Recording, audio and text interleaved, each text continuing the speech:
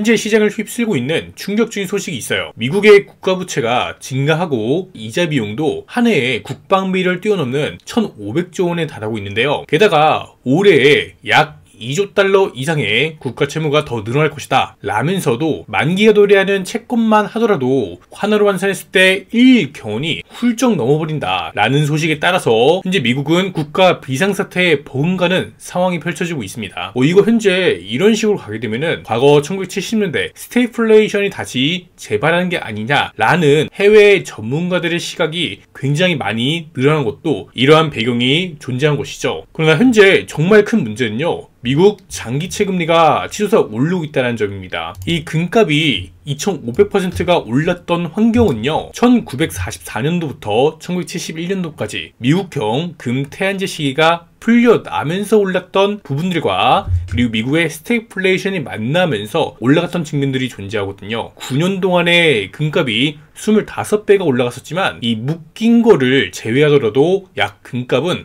9배 정도의 상승세가 나타났기 때문에요, 이렇게 막대한 시장의 충격이 올 수 있음을 생각을 해봐야 될 때입니다. 미국 장기채 금리가 올라간다, 이 말이 뭐냐면요, 우선은 이자율이 올라간다는 거 여러가지 자산 시장에 큰 충격을 불러올 수 있습니다. 우선 이 미 장기물 금리가 올라가게 되면은 기업과 은행들의 자금 압박이 발생되고 은행들의 미실현 손실이 누적이 될 수 있기 때문에 은행의 건전성 악화로 이어지게 되고요. 지난 23년도처럼 무너지는 은행이 발생될 경우에 뱅크런 사태들까지 이어질 잠재적인 리스크이기도 합니다. 현재 미국 장기물 금리 20년물 채권 금리 같은 경우는 현재 장중 5%를 다시 터치하면서 제가 뭐라고 말씀드렸죠? 지난 10월 3일에 이 당시에 이제 인플레이션 압력이 서서히 올라갈 수 있고 연준이 50bp 금리 인하했던 것도 결국에 경기 침체 리스크가 커졌고 샵룰이 나타났기 때문에 그랬던 것이다. 그리고 연내 추가적으로 금리 인하하더라도 이 시장 금리, 특히 장기물 금리 같은 경우는 오름 추세를 그릴 수밖에 없고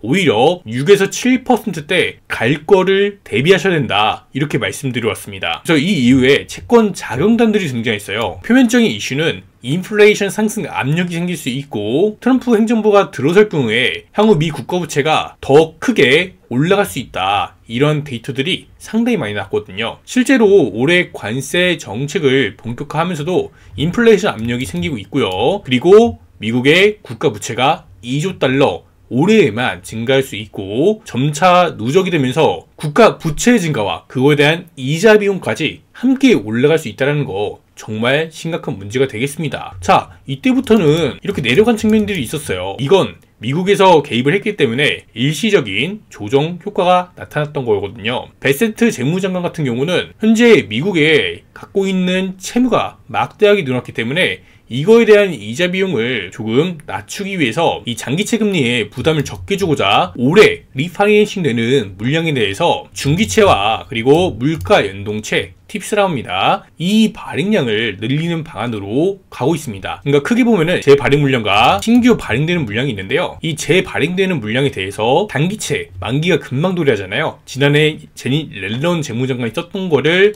중기채로 차환 발행하더라 라는 부분들과 이제 신규 발행하는 건 더 빚이 증가한 측면에서 국채 발행량이 늘어날 수밖에 없게 되는 겁니다. 그럼 자연스럽게 이렇게 채권 발행량이 많이 증가한다라면은 그만큼 수요가 들어오면은 좋겠는데요. 여기에 함정이 있죠. 이제 트럼프 행정부에서 펼치는 국가 우선주의에 따라서 오히려 달러 사용량이 감소할 수 있다는 거, 이 부분이 정말 심각한 사항이기도 합니다.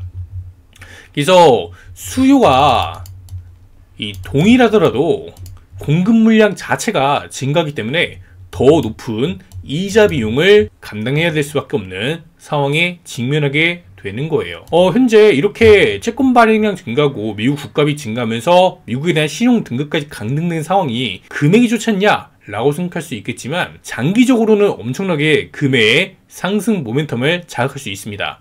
그러나 우리가 몇 개월 봤을 때 현재 금값은 과열 구간이고요. 그리고 이 장기채 금리가 서서히 올라간다는 거, 금에도 단기적으로는 좋은 신호가 아닐 수 있습니다. 그래서 제가 금가 같은 경우는 지난 프리미엄이 꼈던 과열 구간마다 계속 신규 투자는 한번 쉬고 가야 된다 이렇게 말씀을 드렸고요. 이번에 금값 전망을 3,200불까지 했고 장기 전망은 7,500불 동일하지만 이렇게 장기간 가는 경로 속에서 한번 쉬어가는 구간이 나타날 수 있는 거 생각해 봐야 됩니다. 왜냐면 과거 스태그플레이션 10년 기간 동안에서도요, 인플레이션 압력만 받았던 건 아닙니다. 경기 침체가 강하게 시장에 강타했던 2년간의 기간에서는요, 금값도 올라갔던 6배 상승 측면에서 되돌림 조정만 47%의 폭락세가 나타나기도 했거든요. 이 당시 국채금리 또한 심상치 않았고요. 미국 장기채 금리 같은 경우는 거의 20%에 육박할 만큼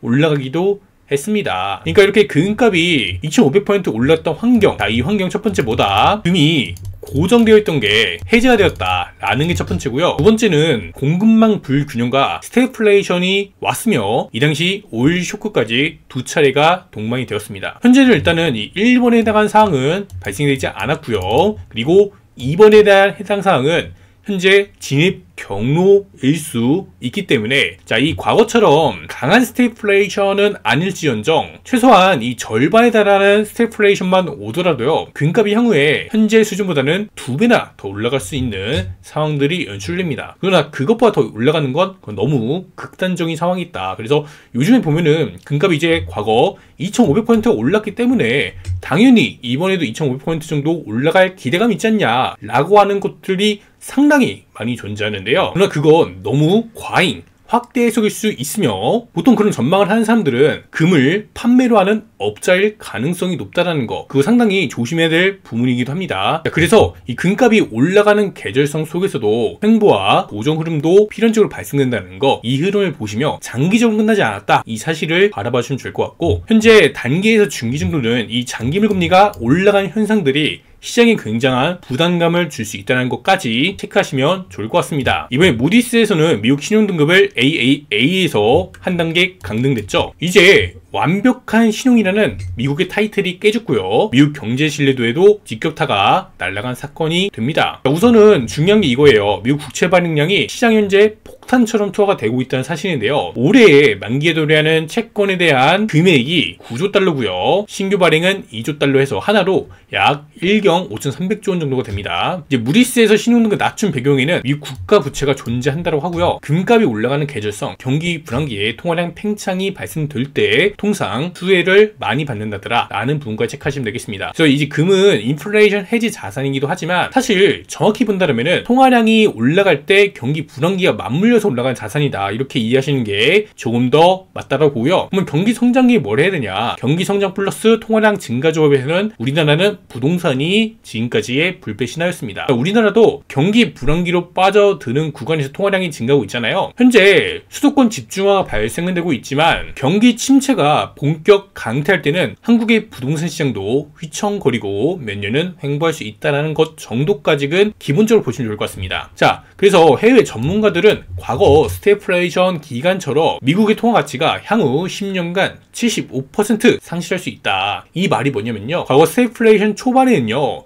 250달러로 살 수 있던 물건이 끝나는 구간, 해당 지점에서는 물건이 1000달러까지 올라갔다고 합니다. 그러니까 이렇게 물건의 인플레이션을 발생시키고 통화 가치에 평가 저하를 발생시켜서 전체적인 채무를 낮춰버리는 이러한 삼각 효과를 보인다는 거죠. 결국 우리 같은 일반인들은 여기 당할 수밖에 없고요. 그리고 양극화는 더욱 커질 수밖에 없게 된다는 거, 자, 이런 현상을 보시면 좋을 것 같습니다. 사실 이 무디스가 신용 등급을 이번에 좀 늦게 강등한 게 아니냐 이런 얘기를 들려오고 있는데, 폴 크루그먼의 돈은 무한하다고 떠들 때, 그리고 벤 버냉키 지난 연준 의장이 우린 무료로 돈을 인수할 수 있다라고 외칠 때, 그리고 제리 옐런 지난 재무장관이 0% 이자율을 몇 년간 유지할 때도 이때 당시에 신용 등급이 강등되고 그게 장기화되어야 되지 않았나 라는 생각을 해볼 수가 있겠죠. 우리 현대사에 와서는 국가가 통화를 막 찍어내다 보니까 이거에 대한 인플레이션 압력이 상당히 발생되지 않았었어요. 그만큼 경기가 많이 성장을 했기도 했고 새로운 투자로서 갔기 때문에 이러한 통화량과 신용 부채 같은 경우는 더 많이 팽창을 했지만 당장 인플레이션이 발생되지 않았던 것 뿐입니다. 그러나 현재처럼 굉장히 불확실성한 시대에 진입하게 되면서 이러한 신용과 빚들은 화살로 다시 돌아오게 된 것이죠. 그래서 최근 나왔던 신용등 강등 형상들이 금값에는 긍정적일 수는 있지만 그거는 장기 금값에 긍정적인 거고요. 단기에서 중기, 그러니까 수개월 이상은 금이 상당히 과열 보이고 있기 때문에 한번 쉬어가는 계절성을 보일 수 있다는 거, 이런 현상들을 보시면 좋을 것 같습니다. 지금 문제는 그거죠. 장기채 금리가 올라가고 있다는 거. 결국 5년 기대 인플레이션과 단기 인플레이션 기대치가 70년대 이후로 80년대 종집을 찍고 그 이후로 사상 최고치를 기록하고 있다는 데에 따릅니다. 이렇게 높아진 인플레이션 기대치는요, 미국 장기채 금리를 더욱더 자극할 수 있게 되고요. 이는 은행들의 미션 손실이 누적이 되어 오고 있었는데 이게 더 확대될 수 있는 리스크로 가게 되며 은행의 파산 같은 현상들이 나타날 수 있다라는 거를 보셔야 될 때입니다. 최근 데이터를 보시면 S&P 500 가이던스 모멘텀은 하락세를 보이고 있고요. 글로벌 PMI 구매자 관리 지수도 17개월 만에 최저치로 하락을 하였습니다. 이 굉장히 트럼프 시대의 불확실성들도 올라오고, 그리고 기존의 경기 둔화의 압력이 있었기 때문에 그에 따라서 많은 중앙인들은 금리 인하를 했거든요. 그럼에도 불구하고 현재 시장에 문제가 서서히 나타나고 있는 겁니다. 그래서 전반적으로 글로벌 경기 둔화가 발생이 되고 있고요. 미국의 실질적인 가이던스 하향과 이러한 경기 둔화가 맞물리면서 시장의 점진적인 부담으로 다가올 수 있습니다. 자, 이미 멕시코에서는 경기 침체 확률이 65%대까지 올라갔다는 이러한 소식들까지 들려옵니다. 그만큼 현재 시장 심각하다. 그렇기 때문에 현재 트럼프가 어떻게든 미국을 위대하게, 그리고 자국 우선주의에 따라서 강하게 만들려고 하지만 이거는 미래의 미국이 될 수 있고요. 현재 몇 년간의 미국도 한번 이러한 침체의 여파를 피해가지 못할 것으로 생각이 됩니다. 이미 올해 너무나도 많은 개입을 했고, 이 개입을 했음에도 불구하고 미국 장기채 금리를 컨트롤에 실패를 했으며 연준에게 독립성 악화를 시키면서도 금리 인하에 대한 압박을 수차례 넣었지만 이게 먹히지가 않으니 현재 미국의 국가부채에 대한 문제점이 이슈화가 되었을 뿐이고, 자, 이런 현상들은 더 장기가 되면서 결국 금액의 2500%의 환경, 지난 스태플레이션 환경이 재현이 된다라는 겁니다. 그러나 우리가 바라봐야 될 거, 금이 이때처럼 똑같이 올라간다, 이건 정말 오판일 수 있는 게요. 일단 금의 시가총액 측면 하더라도 현재는 3경원입니다. 자, 이거 2배만 지금 더 올라가도요, 시가총액 6경, 거의 7경에 달할 정도로 올라가게 돼요. 그러니까 현재 금은 매우 무거운 상태에서 이러한 글로벌적인 이슈에 따라서 올라가게 되는 거예요. 지정학적인 리스크, 트럼프 관세 리스크, 그리고 통화량 증가에 대한 리스크, 브릭스의 탈달러화 추진, 이런 것들이 맞물려서 올라가고 있는 건데요. 자, 일단 그럼에도 불구하고 금 가격이 뭐 2배 정도는 더 올라갈 수 있어도 이게 시가총액 10경을 이번 사이클, 그러니까 이번 사이클을 하면은 향후 5년 이내로 가는 거는 상당히 어려울 수 있다는 거. 그래서 우리가 현실적으로 바라보고 포트폴리오의 대안으로서 금을 바라보시되, 현재 금값은 1차 상승기의 과열 구간에 있기 때문에 자세한 사항은 제 책 읽어보시면 되겠습니다. 네, 안녕하세요. 샌드폭스 권재일입니다. 금 슈퍼사이클 3.0 책 출간 기념으로 오프라인 강의를 진행하려 하는데요. 시간은 6월 7일 토요일 오후 시간대에 강남역 인근에서 진행할 생각이고, 참여 방법은 제 휴대폰 번호입니다. 010-2415-5383 번호로 교육 참가 문자 보내주시면 되겠고요. 지금 바로 신청하시고 금 슈퍼사이클 흐름을 선점하시길 바라겠습니다. 강의는 약 2시간 정도 진행되고 이 강의 내용을 기반으로 해서 제가 영상 하나 만들어서 보내드릴 생각입니다. 단 참여하시면 안 되는 분들이 있는데요. 과도한 영업, 특히 이 증권이나 또는 다단계 코인 판매 등 이러한 영업을 목적으로 참여하시는 분들은 안 되고요. 합법적으로 금을 판매하시거나 그러한 금은방 사장님들은 참여하셔도 괜찮으세요. 감사합니다.